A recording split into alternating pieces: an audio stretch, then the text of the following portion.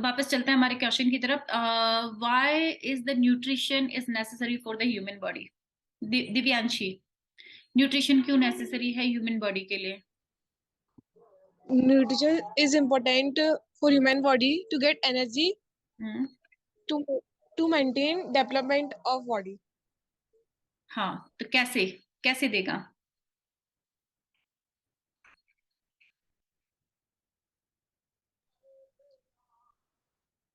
समझे मैंने क्या लिखा? हाँ हाँ, क्योंकि जब हम न्यूट्रिशन लेते हैं, मैनी फूड लेते हैं, तो फूड लेते हैं तो उससे हमें क्या मिलता है? ग्लूकोज मिलता है। और ग्लूकोज से हमें क्या होता है? ऑक्सीजन के साथ जब हम उसका ऑक्सीडेशन करते हैं, तो जब हम ग्लूकोज का ऑक्सीडेशन करते हैं यानी एडिशन ऑफ ऑक्सीजन, तो ऑक्सीडेशन करते हैं तो हमें क्या मिल जाती है? एनर्जी मिल जाती है ना। तो इसलिए नेसेसरी है। इसके अलावा न्यूट्रिशन का मतलब सिर्फ ग्लूकोज ही नहीं होता है। ग्लूकोज वाले में तो आप ये लिख देना, पर न्यूट्रिशन का मतलब अदर थिंग भी होता है, जैसे कि प्रोटीन्स भी होते हैं, विटामिन भी होते हैं। तो आप उनके बारे में भी लिख दें, उससे हमारी रेस्ट ऑफ द बॉडी के बहुत सारे फंक्शंस रन करने में हेल्प होती है। ठीक है, तो ये हो गया। अच्छा, इसके बाद हमारा क्वेश्चन होता है कि व्हाट कॉजेज मूवमेंट। ये मूवमेंट का तो मैंने बता दिया, पेरिस्टल्टिक मूवमेंट होती है। अच्छा, ये लॉन्गर वाला आंसर कौन देगा? Shivam is there? शिवम, हाँ Shivam is there. So small intestine in the herbivorous is long than the carnivorous. ऐसा क्यों होता है कि हर्बीवोरस की जो स्मॉल इंटेस्टाइन है उसकी लेंथ बहुत ज्यादा होती है कंपैरेटिवली टू कार्निवोरस?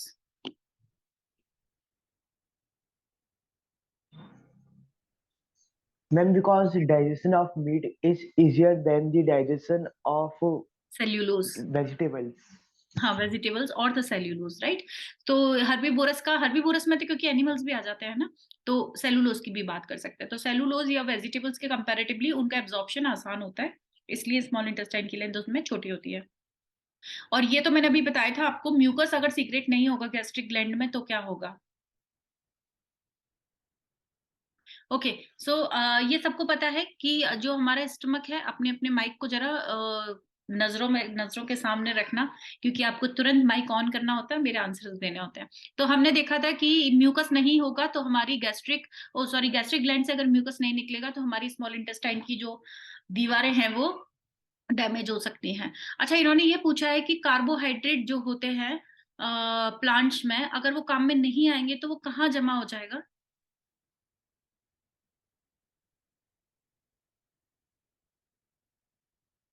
मैम पत्तियों में। पत्तियों में और फ्रूट्स में नहीं होता? हाँ हाँ, फ्रूट्स में और पत्तियों में हो जाता है। ठीक है। अच्छा, इसके बाद इन्होंने बोला है कि अमीबा का डायग्राम जो हमने ऑलरेडी देख लिया था, अभी थोड़ी देर पहले मैंने दिखाया था आपको अमीबा का डायग्राम। ओके, इसके बाद अच्छा एक चीज मुझे ये बताओ, चलो ये क्वेश्चन क्या पूछ रहा है मैं आपको बताती हूँ, कि ये हमारा ग्लूकोज है, ग्लूकोज, और ग्लूकोज का ब्रेकडाउन कैसे होता है? ये मैंने हालांकि कल या परसों की क्लास में बताया था, बट स्टिल आप मुझे, निलिशा आप बताएंगी। चलो अब आपकी बारी है। ग्लूकोज का क्या करूं मैं, बताओ। मैम ग्लूकोज स्टोर हो जाता है एनर्जी के फॉर्म में। सीधे सीधे ग्लूकोज गया सेल में और वो स्टोर हो गया है। Is that so? Ma'am glycogen. Glycogen में नहीं, वो तो स्टोर होता है ग्लाइकोजन की फॉर्म में। तो ग्लाइकोजन की फॉर्म में तो देखो, ग्लूकोज को अगर हमने काम में नहीं लिया, अगर हमने इसको काम में नहीं लिया तो ये कन्वर्ट हो जाएगा ग्लाइकोजन में, है ना। ग्लाइकोजन में, और वो कहाँ पे स्टोर हो जाएगा? बॉडी में स्टोर हो जाएगा, किडनी के पास स्टोर हो जाएगा। कोई बात नहीं, मैं तो ये कह रही हूँ कि ग्लूकोज से मुझे चाहिए एनर्जी। ग्लूकोज से क्या चाहिए? एनर्जी। तो यहां तक जाने का रास्ता बताना है आपको। मनीष, मनीष आप बताएंगे? Luv Bhargav. Ma'am glucose react with oxygen so it releases energy. हाँ, ये लव बोल रहे हैं glucose react with oxygen and it release the energy. नहीं, ये कंप्लीट आंसर नहीं है। Next, Shivam. Glucose react with oxygen to give carbon dioxide plus water plus energy. चलो ये मैंने लिख दिया, लेकिन मुझे इस एनर्जी तक पहुंचना है, ग्लूकोज से मुझे इस एनर्जी तक पहुंचना है, लेकिन ये रास्ता इसका सही नहीं है। इसका पूरा रास्ता मुझे कौन बताएगा? Anybody? Open question. Ma'am first glucose pyruvate में ब्रेक वेरी डाउन होगा। Good, pyruvate. पायरुवेट में कन्वर्ट होगा या वीएटी होगा, चेक कर लेना। हाँ, पायरुवेट में कन्वर्ट होगा। देन तो वो पायरुवेट और एनर्जी दोनों प्रोड्यूस करेगा।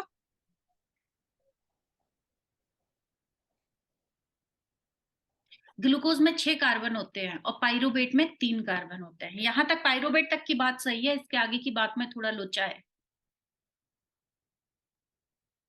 मैं उसमें 3 वो होंगे, या तो presence of oxygen, absence of oxygen या फिर lack of oxygen. Absence of oxygen या फिर लैक ऑफ ऑक्सीजन। जब प्रेजेंस ऑफ ऑक्सीजन होगी तो क्या होगा? CO2, वाटर और एनर्जी। एनर्जी बनेगी। चार्ट बना लेना सब लोग। एब्सेंस ऑफ ऑक्सीजन में क्या होगा? अच्छा, और एक और चीज बता दूं, ये ह्यूमंस में होगा, ठीक है। अच्छा, एब्सेंस ऑफ ऑक्सीजन होगा यीस्ट में, ठीक है। क्या होगा बच्चे इसमें?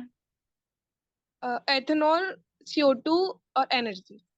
एथेनॉल बनेगा, CO2 नहीं। एथेनॉल, CO2 के बारे में सोचो मत, क्योंकि मुझे भी नहीं पता बनेगा नहीं बनेगा, मुझे रिएक्शन याद नहीं है। पर आप तो इतना सोच लो, एथेनॉल बनेगी प्लस एनर्जी बनेगी, है ना। एनर्जी तो जरूर बनेगी, ठीक है। इसमें लैक ऑफ ऑक्सीजन में क्या होगा? लैक्टिक एसिड और एनर्जी। Very good. क्यों सबके सब ना, क्या भूल गए हो क्या? Lactic acid plus energy create होगी। Got it. ये वाला चार्ट आप कैसे भूल सकते हो? बिल्कुल नहीं भूलना है। आ गया सबको समझ में? तो मैं एक बार क्विक क्विक क्विक क्विक देखिए, ग्लूकोज था हमारा। ग्लूकोज बनेगा पाइरुवेट में। पाइरुवेट से हमारे 3 स्टेप। अगर इसे ऑक्सीजन मिल जाती है तो ये कार्बन डाइऑक्साइड और एनर्जी में कन्वर्ट हो जाएगा। अगर इसे ऑक्सीजन नहीं मिलती है तो ये एथेनॉल में कन्वर्ट हो जाएगा। और अगर इसे लैक ऑफ ऑक्सीजन होती है तो ये लैक्टिक एसिड में कन्वर्ट हो जाएगा। अच्छा, यहाँ पे कितने एटीपी एनर्जी बनेगी? मैम 38। 38। एक्चुअली यहाँ 36 बनती है। मैं बता दूं, यहाँ पे बनती है 36, 2 यहाँ पे बन जाती है, ठीक है। ग्लूकोज से पाइरुवेट के टाइम पे तो टोटल इन टोटल हो जाती है हमारे पास 38। 38 होती है इस वाली साइकिल में, ये फर्स्ट वाली साइकिल में। Got it. चलिए, अच्छा यहाँ पे क्वेश्चन है। आई डोंट नो कि, देखो ये वही क्वेश्चन है, ये वही क्वेश्चन है। इन्होंने ये बोला है कि write the two different base, write the two different base in which glucose oxidized into the energy. मतलब ग्लूकोज से बॉडी को एनर्जी मिलेगी। यानी ये क्या पूछ रहा है कि हमारे पास ग्लूकोज है, उससे हमें क्या मिलने वाली है? एनर्जी मिलने वाली है। तो इसको मिलने के 2 तरीके हो सकते हैं। ये दोनों तरीकों के नाम बताओ। तो आप लिखना कि एक तरीका तो ये है जब इसको ऑक्सीजन मिल जाएगी, और एक तरीका ये है जबकि इसको ऑक्सीजन नहीं मिलेगी। जब ऑक्सीजन मिलेगी उस समय ये CO2 के साथ टूटेगा, और जब ऑक्सीजन नहीं मिलेगी तो ये लैक्टिक एसिड के साथ में टूटेगा। यही 2 तरीके होते हैं। तो आप बोलोगे मैम एथेनॉल वाला कहाँ गया? तो आप याद करो, मैंने बोला था एथेनॉल ईस्ट में होता है, ह्यूमन में नहीं होता है। ये किस में होता है? ह्यूमन में। और ह्यूमन में एक ये होता है और एक ये होता है, ये ह्यूमन में नहीं होता, ठीक है। तो यही क्वेश्चन मैंने अभी आपको पूछा था, लिटरली मुझे याद नहीं था, सच बोल रही हूँ। लेकिन वही चीजें हैं, वही क्वेश्चंस हैं, वही पूछे जाते हैं। 2019 में पूछा गया था आपसे यही वाला क्वेश्चन। अच्छा, इसके बाद इन्होंने पूछा था what is the difference between breathing and the respiration. तो ये मैंने आपको बताया था। अच्छा, मुझे 3 पॉइंट बता दो। 3 पॉइंट्स पूछे है ना, 3 पॉइंट बना दो। पहले तो मैं लिख देती हूँ कि ये तो नोज में होता है और ये हमारा सेल में होता है, ये सेल्यूलर प्रोसेस है ना। और ये नोज मतलब आप लिख सकते हो फिजिकल प्रोसेस है। ये फिजिकल प्रोसेस है और ये सेल्यूलर प्रोसेस है। इसके अलावा डिफरेंस बता दो कोई भी, anybody. Breathing is taking the gases and respiration changing the gases. Means oxygen and deoxygenation blood. तो वही तो हो रहा है ना, ये सेल में ही तो है। ये नोज तो क्या लिखेंगे, लेकिन हाँ ये एक फिजिकल प्रोसेस है जो एनवायरनमेंट और बॉडी के अंदर होती है, सेलुलर होती है। यानी ब्लड जो होता है वो सेल को देता है और सेल से ले लेता है, तो इसी को तो कहते हैं सेलुलर प्रोसेस। और क्या अंतर हो सकता है? मैम रेस्पिरेशन से एनर्जी प्रोड्यूस होगी, और ब्रीथिंग से नहीं होगी। हाँ, इससे हमारी एनर्जी बन जाएगी, लेकिन इससे हमारी कोई एनर्जी नहीं बनेगी भाई। बस यहाँ से और लंग्स में भर गई, इससे क्या एनर्जी बनी? कुछ भी नहीं। लेकिन लंग्स के बाद जब सेल में पहुंच गई तो वहां सेल में एनर्जी बनेगी, ठीक है। तीसरा अंतर बताओ। In breathing, enzymes are not required. Yes, यहाँ पे एंजाइम की कोई जरूरत नहीं है, बस सिंपली अंदर चला जाता है। लेकिन यहाँ पे एंजाइम काम करते हैं। हाँ जी, हाँ बताइए। जब अपन ब्रीथ करते हैं उसमें कोई भी ब्लड वेसल्स का काम नहीं होता, बल्कि रेस्पिरेशन वही तो आराध्या बताई थी ना। तो बेटा ये फिजिकल प्रोसेस और सेलुलर प्रोसेस का वही मतलब होता है, ठीक है। अच्छा एक चीज और कर सकते हो आप, इसमें मसल्स काम आती हैं, है ना। आप जो कह रहे हो ना उसको मैं थोड़ा मॉडिफाई कर देती हूँ। अगर आपके दिमाग में ये पॉइंट आ रहा है जैसे प्रणव और आराध्या के में आया, तो आप ये कह सकते हो कि इसमें मसल्स काम करती हैं जबकि इसमें ब्लड काम करता है, ठीक है। इसमें मसल्स काम करती हैं और इसमें ब्लड काम करता है, ये लिख सकते हो आप, ठीक है। अच्छा ये वाला, अच्छा ओके, मैंने यहाँ पे ना ये चिपका दिया था so that I can tell you.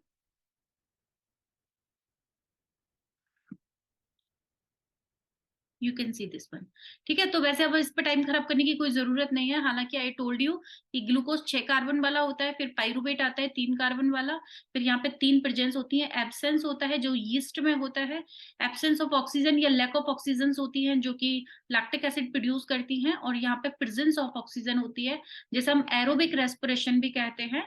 और ये माइटोकॉन्ड्रिया में होती है। कहाँ पे होती है? माइटोकॉन्ड्रिया में। और ये प्रोसेस कहाँ पे होती है? साइटोप्लाज्म में होती है। अच्छा यहाँ पे क्वेश्चन दे रखा है कि ह्यूमन रेस्पिरेटरी सिस्टम का लेवल्ड डायग्राम बनाना है जिसमें आपको फायरिंग्स, ट्रैकिया, लंग्स, डायफ्राम और एल्वियोलीज सेक, एल्वियोलर सेक। अच्छा डायफ्राम नहीं बताया था हमने, तो डायफ्राम आपको पता ही है नीचे की तरफ होते हैं दोनों लंग्स में, नीचे की तरफ जो स्ट्रक्चर होता है जो कि सिकुड़ जाता है और फैल जाता है, ठीक है। और सिंगल क्या नाम से सर्कुलेटरी सिस्टम और डबल सर्कुलेटरी सिस्टम क्या होता है वो भी मैंने आपको बता दिया। अच्छा यहाँ पे आप सिंगल सर्कुलेटरी सिस्टम लिखेंगे ना तो उसका मतलब है कि जब ब्लड प्योर होने की प्रोसेस में होता है तो वो सिर्फ हार्ट से एक ही बार निकलता है। हार्ट से कितनी बार निकलता है? एक ही बार निकलता है और फिर सीधे बॉडी में ट्रांसफर हो जाता है। जबकि हमारा वाला जो ब्लड हार्ट होता है ना उसमें पहले लंग्स में जाता है, और सॉरी हार्ट में जाता है, फिर लंग्स में जाता है, लंग्स के बाद वापस हार्ट में आता है, देन गोज टू बॉडी, तो 2 बार जाता है। जबकि जो फिशेस वगैरह होती हैं, कौन होती हैं? फिश होती हैं, उसमें सीधे वो लंग्स में जाता है, हार्ट में जाता है, हार्ट से लंग्स में जाता है और उसके बाद सीधे बॉडी में ट्रांसफर हो जाता है, ठीक है। आर्टरीज और वेन्स में क्या अंतर है शिवम? आर्टरीज और वेन्स में क्या अंतर है?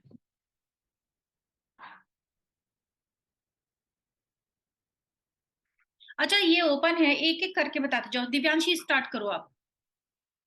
मैम वेन्स ब्लड को बॉडी टू हार्ट ले जाती है और arteries heart to body. Next Manish. Arteries are of blue color and veins are of red color. No no no no no no no arteries are of the, बोलो, red colour, these are of blue colour. Okay then नहीं वो तो Arteries carry oxygenated blood and veins carry deoxygenated blood. हाँ oxygenated और deoxygenated. Next. Arteries are thick and veins are thin. हाँ ये thick होती हैं और ये थिन होती हैं। हाँ जी बोलो पार्थ। वेन्स में वॉल्व्स होते हैं, आर्टरीज में नहीं। ठीक है, इसमें बॉल्स नहीं होते और इसमें बॉल्स होते हैं। हाँ तो इसमें तो काफी सारे हो गए, ठीक है। और हाँ अच्छा ये क्या ना, ये क्वेश्चन ये है जाइलम फ्लोएम में क्या डिफरेंस है, तो आप इसका स्क्रीनशॉट ले लें, मैंने इसको भी आंसर लगा दिया है। तो आपको ये डायरेक्ट याद करना है कि जो जाइलम होते हैं ना, जाइलम और फ्लोएम बेसिकली होते क्या है, जैसे प्लांट है हमारा, तो प्लांट में जो रूट्स होती हैं, तो रूट से ऊपर की तरफ जो फूड लेके जाते हैं उन्हें जाइलम कहते हैं। और जो ऊपर जो लीव्स होती हैं या लीव्स होती हैं, वो जब खाना बनाती हैं उस खाने को दूसरे पार्ट तक या नीचे तक ले जाने का काम जो होता है वो कौन करता है? फ्लोएम करता है, ठीक है। तो फ्लोएम बेसिकली क्या कर रहे हैं? फूड ले, वैसे भी साउंड देखो, फ्लोएम फूड, ठीक है। फ्लोएम फूड ले जाने का काम करते हैं, जाइलम वाटर ले जाने का काम करते हैं, ठीक है। रूट्स के पास वाटर ही है ना, फूड होगा ही नहीं जाइलम मतलब रूट के पास। तो जब रूट के पास फूड होगा ही नहीं तो फूड को लेके कैसे जाएंगे? तो ये दूसरा है, ये नीचे से ऊपर की तरफ जाते हैं, जबकि फ्लोएम जो होता है ना, फ्लोएम यहाँ से साइड बाई साइड भी जाता है और फ्लोएम नीचे की तरफ भी आता है। लेकिन जो जाइलम होता है ना वो केवल नीचे से ऊपर की तरफ, क्योंकि रूट से ऊपर की तरफ चढ़ने का रास्ता होता है। जबकि फ्लोएम क्या होता है, जैसे किसी पत्ती के पास खाना बना तो वो दूसरी पत्ती के पास वर्टिकली भी जाएगा और हॉरिजॉन्टली भी जाएगा, ठीक है। और आप इसमें एक चीज ये याद रख लें पॉइंट को ढंग से, कि जो जाइलम्स होते हैं ना उसमें ट्रैकियाइड्स और बेसल्स होती हैं, बेसल्स के माध्यम से फूड ऊपर जाता है, और इसके अंदर सीव ट्यूब्स होती हैं, है ना, सीव ट्यूब्स होती हैं। तो ये वाला डिफरेंस आप थोड़ा सा स्क्रीनशॉट लेके इसका रट्टा मार लेना। ले लिया होगा सबने? ओके। ये व्हाट डू दे ट्रांसपोर्ट, ये देखो 2014 में पूछा था, यानी इस चैप्टर से क्वेश्चन निहायत ही आसान आते हैं। ये क्या ट्रांसपोर्ट करते हैं? जाइलम क्या ट्रांसपोर्ट करता है? मैंने अभी बताया था। Tell me the answer. Water. Water, mineral, phloem क्या ट्रांसफर करता है? फूड। फूड प्लस फूड, हाँ बेसिकली फूड करता है, लेकिन ये कुछ भी ट्रांसपोर्ट कर सकता है, फूड वगैरह, वाटर वगैरह जो भी है। पल्मोनरी वेन्स, पल्मोनरी वेन्स क्या करती हैं? मैं तो हाँ बताइए। Blood from lungs. Blood from lungs, pulmonary veins करती हैं ऑक्सीजनेटेड ब्लड। और कहां से कहां तक लेके जाती है? Lungs to heart. Lungs to heart लेके जाती है। क्यों? Oxygenated blood lungs to heart लेके जाएगी। लंग्स के लंग्स, अच्छा sorry, lungs to heart, okay okay, मैं हार्ट टू लंग्स सोच रही थी। हाँ ठीक है, लंग्स टू हार्ट, बिल्कुल बिल्कुल सही है। वेना केवा क्या करता है? Sorry sorry sorry, vena cava Deoxygenate blood from body. From body to heart. Deoxygenated blood और बॉडी टू हार्ट, ये पूरी बात लिखना है ना, पूरी बात लिखना। ओके, पल्मिनरी आर्टरी क्या करेंगी? Heart to Deoxygenated blood heart to lungs. Deoxygenated, हाँ very good, heart to lungs. और aorta? Heart to body. Oxygenated blood. कहां से कहा? इसको माइक ऑन नहीं करना पड़ता ना, इसलिए जल्दी आंसर करता है। कल से इसको इस पे बिठाएंगे माइक पे। हार्ट टू बॉडी, ठीक है। चलो, यानी ये सब तो आपको याद हो गया है। अच्छा, डिस्क्राइब द ब्लड सर्कुलेशन आप समझा देंगे। वाई फिशेस वाला तो हमने अभी देखा था कि फिश में सिंगल सर्कुलेटरी सिस्टम। देखो यहाँ पे क्वेश्चन क्या पूछा हुआ है, blood circulation in fishes are different from the human, how Divyanshi tell me the answer. ये राजस्थान बोर्ड का क्वेश्चन नहीं है, ये सिर्फ सीबीएसई वालों का क्वेश्चन है। ब्लड सर्कुलेशन फिजिक्स का डिफरेंस होता है किससे? वैसे एक बात बताऊं, देखो राजस्थान बोर्ड में जो क्वेश्चन आएगा ना, वो पहली बात तो ऑप्शन में आएगा। जैसे एक आ गया डाइजेस्टिव सिस्टम का, तो दूसरा आ गया सर्कुलेटरी का। एक सर्कुलेटरी का आ गया तो दूसरा आ गया एक्सक्रीटरी सिस्टम का, ठीक है। तो आपको दो में से किसी एक को चूज करना है। आप कोशिश करना कि अगर डाइजेस्टिव सिस्टम का आ जाए ना, तो आप पहले उसको कर लेना, क्योंकि आपको डाइजेस्टिव सिस्टम बहुत ज्यादा अच्छे से आता है, ठीक है। और ये सर्कुलेटरी सिस्टम का आएगा, और उसके ऑप्शन में दूसरा क्वेश्चन आएगा। इस चैप्टर को अच्छे से कर लेना, 6 नंबर का आएगा राजस्थान बोर्ड में। ओके, फिशेस में डिफरेंट होता है ह्यूमन से, कैसे दिव्यांशी? मैम ह्यूमन्स में 4 चैम्बर्स होते हैं, तो वो हाँ पूरा ट्रेवल करके आता है। हाँ, और फिज में ओनली 2 चैम्बर होते हैं, जो वो डायरेक्ट ही आ जाता है। डायरेक्ट आ जाते हैं, या इसमें आप कहोगे सिंगल सर्कुलेटरी होता है और इसमें डबल सर्कुलेटरी। ये लाइन लिख देना बस, टीचर खुश हो जाएगा। उसको बता देना मुझे पता है इसमें 4 चैम्बर होते हैं यानी डबल सर्कुलेटरी होता है, इसमें 2 चैम्बर होते हैं यानी कि सिंगल सर्कुलेटरी होता है। दैट्स इट, बस आप इतनी बात लिख दीजिएगा, ठीक है। अच्छा, अब हमारा है ना स्टार्ट होता है नेक्स्ट चैप्टर। मैं बहुत स्पीड से करवाने की कोशिश करूँ, कुछ रह जाएगा तो हम कल कर लेंगे।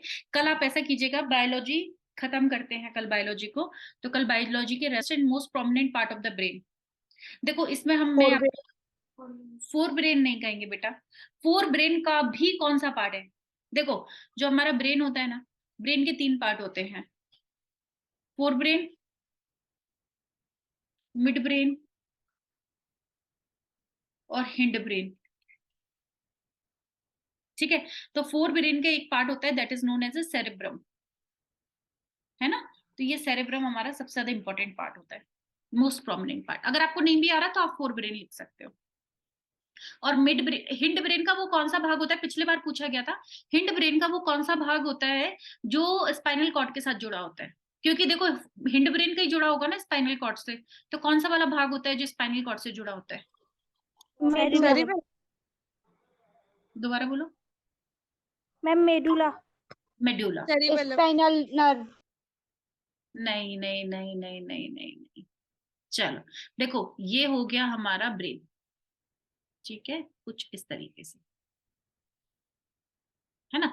यहाँ फोर ब्रेन होता है, यहाँ पे कहीं पे बीच में मिड ब्रेन होता है, और यहाँ पे हमारा हिंड ब्रेन होता है। हिंड ब्रेन के भी 3 सेक्शंस होते हैं, तो उसका जो लास्ट वाला सेक्शन होता है ना, वो जुड़ा होता है हमारी स्पाइनल कॉर्ड से। किससे जुड़ा होता है? स्पाइनल कॉर्ड से।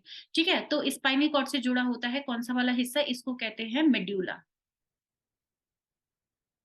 ठीक है, मेड्यूला का काम क्या होता है? और यहाँ पे हमारा होता है सेरेब्रम। और इसी का जो फर्स्ट पार्ट होता है उसे कहा जाता है cerebellum,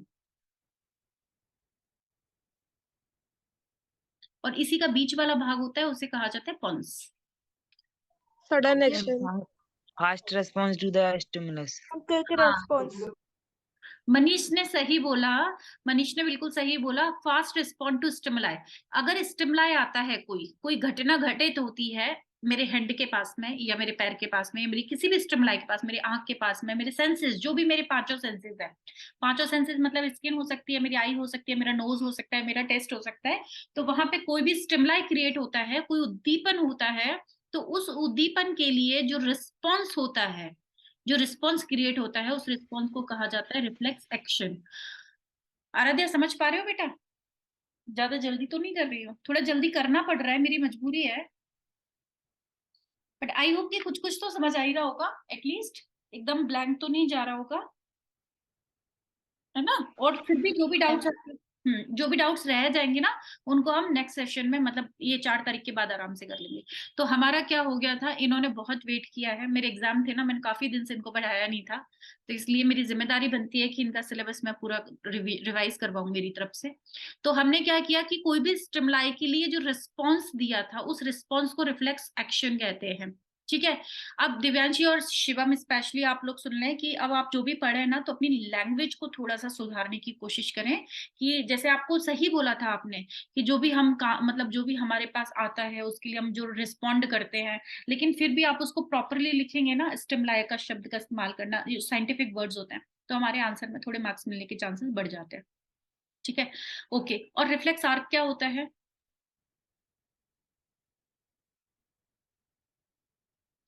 The pathway through which impulses passes. किसी का फोन वाइब्रेट कर रहा है, नॉट एन इश्यू। हाँ बताओ। पाथवे, पाथवे फॉलो होता है, जैसे यहाँ से अपना क्या गया, इस यहाँ से हमारी जो स्टिमुलाई है, उस पे हमारा क्या हुआ, एक कुछ घटना घटित हुई, और उसको हमने यहाँ पे खबर भेजी, किसको? स्पाइनल कॉर्ड को एक खबर पहुंचाई कि इस तरीके से कुछ हो गया है, यहाँ पे स्टिमुलस क्रिएट हुआ है, और उसके लिए हमारा जो एक्शन परफॉर्म होगा, तो यहाँ से यहाँ तक का जो पाथ होता है, उस पाथ को क्या कहा जाता है? रिफ्लेक्स आर्क कहा जाता है। तो यहाँ पे एक छोटा सा क्वेश्चन ये भी बनता है कि ये जो इंफॉर्मेशन है यहाँ तक लेके कौन जा रहा है? शिवम, नीलिशा? न्यूरॉन्स। न्यूरॉन्स तो लेके जा रहे हैं बेटा, न्यूरॉन्स लेके जा रहे हैं, बट नहीं, आप उन न्यूरॉन्स का स्पेसिफिक नाम बता सकते हो मुझे? Sensory neurons. संवेदी तंत्रिका कोशिकाएं। बिल्कुल बिल्कुल, है ना, सेंसरी नर्व्स, सेंसरी नर्व्स लेके जा रही हैं। ठीक है, और जो वापस लेके आ रही हैं वो Motor nerves. मोटर, बिल्कुल बिल्कुल, मोटर नर्व्स, मतलब सच बताऊं ना, motor nerves. Very good very good. एक बात बोलूं, ठीक है, हो सकता है कुछ पोर्शन आप लोगों को नहीं पता हो, नहीं याद हो, लेकिन literally I feel very proud today ना, आई फील वेरी प्राउड कि कम से कम जो मैं क्वेश्चन पूछ रही हूँ ना, एकदम ब्लैंक कोई नहीं जा रहा है। ठीक है, कभी डिले रिस्पॉन्स आता है, कभी थोड़ा कच्चा पक्का आता है, but at least you are responding to each and every question, and I am literally very happy, I am prouding on myself. बहुत मुझे अच्छा लग रहा है कि आप लोगों ने मेहनत की है, और बहुत अच्छे से मुझे रिस्पॉन्स करो। I really feel good. ठीक है, तो बस थोड़ी सी और मेहनत कर लो। मैं चाहती हूँ कि जो जो बच्चे मेरे से पढ़े हैं, और जब वो अच्छे अच्छे मार्क्स लाएंगे ना, then I will be very happy. और लिटरली मैं अपने एग्जाम्स के बीच में से टाइम निकाल रही हूँ आप लोगों के लिए। मेरे एग्जाम है वापस 19 तारीख को, लेकिन आपके भी एग्जाम है, तो आपके लिए भी मेहनत करना तो बनता है। ठीक है, तो मैं मेहनत कर रही हूँ, टाइम निकाल रही हूँ, आप लोग भी मेहनत करें, बहुत अच्छे से मेहनत करें, सिर्फ साइंस में नहीं, सभी सब्जेक्ट में करें, बहुत अच्छे अच्छे नंबर लेके आए। ओके, सो यहाँ से हमारा गया सेंसरी नर्व्स, और यहाँ से वापस आए थे तो उनको कहा था मोटर नर्व। जल्दी से मुझे न्यूरॉन की स्ट्रक्चर के बारे में थोड़ी सी इंफॉर्मेशन दे दो। मैं आपको एक फोटो लगा देती हूँ जब तक। Unit of nervous system. Neuron हो मैम गया। ये तंत्रिका तंत्र की क्रियात्मक और संरचनात्मक इकाई है। Yes, it is a functional and the structural unit of the nervous system. Then इसमें ध्रुमिका पाई जाती है जो सूचनाओं को उपार्जित करती है। हाँ, उसके बाद सूचनाएं विद्युत आवेग के रूप में एक्सॉन से होकर तंत्रिका के अंतिम सिरे तक जाती है। ठीक ठीक है। होता ये है कि ये वाला सेक्शंस जो है हमारा, मैं पेन ले लेती हूँ, ये लो। देखो होता ये है, यहाँ से हमारी इंफॉर्मेशन इकट्ठी होती है। ये इंफॉर्मेशन हमारी स्टिमुलाई की जो भी होता है वहां पे केमिकल रिएक्शंस होती हैं, और वो केमिकल रिएक्शंस मूव करती हैं इसके अंदर, सेल के अंदर। यहाँ पे वो कन्वर्ट हो जाती हैं किसके अंदर? इलेक्ट्रिकल इम्पल्स के अंदर। किस में कन्वर्ट हो जाती हैं? इलेक्ट्रिकल इम्पल्स में कन्वर्ट हो जाती हैं। यहाँ पे केमिकल की फॉर्म में होती हैं। जैसे मान लो ये स्किन है मेरी, और इस स्किन पे किसी मच्छर ने काट लिया या कोई पिन चुभ गई, मुझे पिन चुभ गई, तो यहाँ पे कुछ केमिकल रिएक्शंस होंगी और वो केमिकल रिएक्शन एक्सेप्ट कर लेंगी ये। इन एक्सेप्ट करने के बाद ये एक्टिवेट हो जाएंगी। एक्टिवेट होने के बाद ये इम्पल्स को, जो इम्पल्स इसने क्रिएट किए हैं, एक्सेप्ट किए हैं, वो कन्वर्ट हो जाएंगे इलेक्ट्रिकल में। हमने अभी एक्सक्रीटरी सिस्टम रिवाइज नहीं किया है, वो हम लेटर ऑन कर लेंगे। बस 10 मिनट बचे हैं, फटाफट सुन लो। इलेक्ट्रिकल में कन्वर्ट हो जाएंगी। ये इलेक्ट्रिकल एनर्जी मूव करेगी from here to here, move करना शुरू करेगी। जैसे ये यहाँ से मूव करेगी, उसके बाद में ये ट्रांसफर हो जाएगी टू द लास्ट पार्ट। इस पार्ट को एक्सॉन कहा जाता है। इस पार्ट को नहीं, इसको फेंक देना, कितनी पेज आ रही, बहुत सारी है ना। इसको कहते हैं एक्सॉन, इसको कहते हैं डेंड्राइट, इसको कहते हैं सिनेप्टिक टर्मिनल्स। ठीक है, ये नाम सारे आप याद रखना। तो यहाँ पे लास्ट में ये नोड्स होते हैं, यहाँ पहुंच जाती है। यहाँ पहुंचने के बाद में यहाँ पे एक सेक्शन होता है, उस सेक्शन को कहा जाता है सिनेप्स। क्या कहा जाता है? सिनेप्स कहा जाता है। और इस सिनेप्स के अंदर वापस से केमिकल में कन्वर्ट हो जाते हैं। यहाँ पे क्या था? केमिकल था, फिर इसके अंदर मूव किया, किसमें किया? इलेक्ट्रिकल में। इलेक्ट्रिकल के बाद वापस यहाँ आ जाएगा और वापस से किसमें कन्वर्ट हो जाएगा? केमिकल में। फिर केमिकल के बाद वापस से यहाँ पे एक और न्यूरॉन होगा और वापस वो इलेक्ट्रिसिटी में कन्वर्ट हो जाएगी, इलेक्ट्रिकल इंपल्स में कन्वर्ट हो जाएगा। तो इस तरीके से हमारी प्रोसेस आगे बढ़ती रहती है। अच्छा, इसके बाद है ना, ये आपसे पूछा गया है कि सेंसरी न्यूरॉन का क्या काम होता है। तो सेंसरी, देखो ये क्वेश्चन 2017 में पूछा गया है। तो सिंपल से क्वेश्चन आते हैं। सेंसरी न्यूरॉन क्या करता है? सेंसेस से इंफॉर्मेशन को उठाता है इंपल्स की फॉर्म में, और कहां तक लेके जाता है? स्पाइनल कॉर्ड या फिर ब्रेन तक लेके जाता है। क्रेनियम क्या होता है?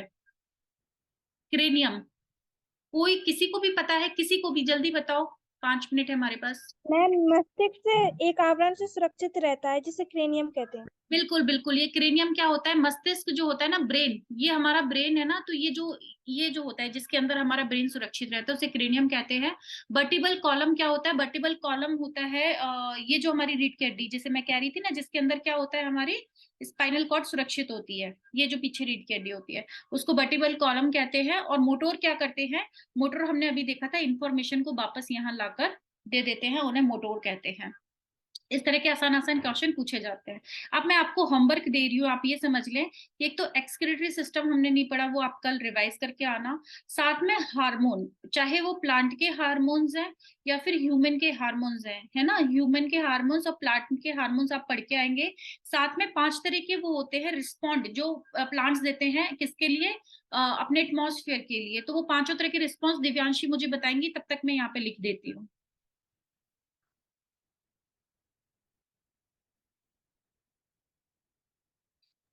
फोटोट्रॉपिज्म, हाँ, phototropism, geotropism, geotropism, hydrotropism, hydro, chemotropism, chemo, और एक और अजीब सा नाम था ना, टच वाला, थिग्मो, थिग्मो। थिग्मो, है ना। और ये प्लांट हार्मोन के नाम बताओ Shivam. Auxin, oxygen, gibberellin, gibberellin, abscisic acid, abscisic acid, cytokinin, cytokinin, ethanol. Ethanol. चलो 5 मिनट है तो एक और चीज बता दो, what is the emergency hormone? Adrenaline hormone. इसको क्या हो गया? बीमार हो गया बेचारा, ये तो जा ही नहीं रहा। हाँ चलो कोई बात नहीं। इमरजेंसी हार्मोन का नाम बताओ। Adrenaline. Adrenaline Adrenal. Adrenaline hormone. Why it is known as a emergency hormone?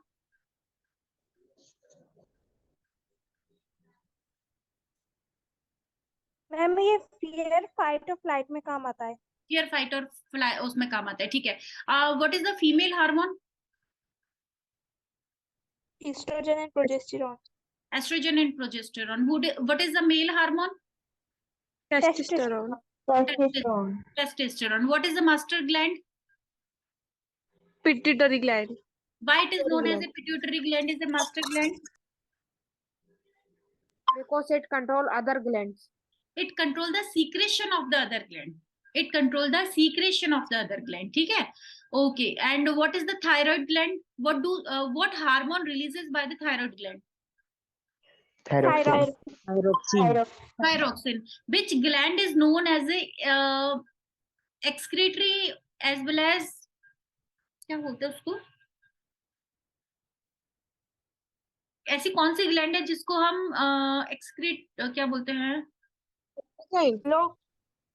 Sorry, endocrine. हाँ एंडोक्राइन और exocrine. Which gland is known as both endocrine as well as exocrine?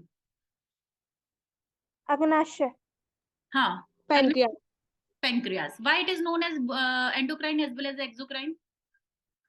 Ma'am ये hormone भी release करती है और enzyme भी release करती है। और हार्मोन जो होते हैं वो एंडो के लिए होते हैं, यानी अंतर के लिए होते हैं, और जो एंजाइम्स होते हैं वो एक्सो के लिए होते हैं, ठीक है। इसके लिए डक्ट भी होती है और इसके लिए डक्ट नहीं भी होती है, इसलिए ओके। तो मोटा मोटा हमने ये सब रिवाइज कर लिया है।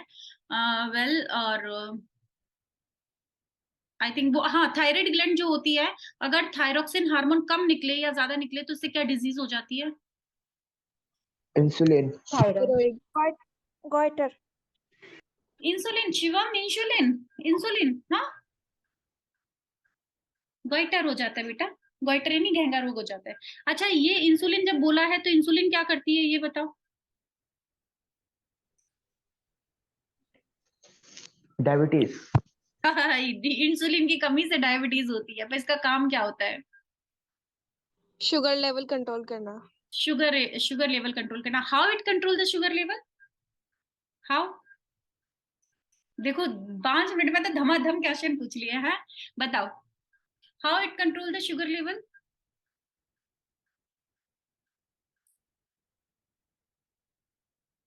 देखो ये क्या करती है, जो ग्लूकोज होता है ना, ग्लूकोज को कन्वर्ट कर देती है किसके अंदर? ग्लाइकोजन में, है ना। कौन कर देता है? इंसुलिन कन्वर्ट कर देता है। और फिर ग्लाइकोजन क्या होता है? स्टोर हो जाता है। कहाँ पे स्टोर होता है? ये किडनी के पास में स्टोर हो जाता है, ठीक है। किडनी में जल्दी जल्दी में वैसे गलत लिखती हूँ, ऊपर से ना जल्दी जल्दी में और गलत लिखती हूँ। फिर ग्लाइकोजन को वापस से ग्लूकोज में कन्वर्ट करना होता है, तो कौन करके देता है?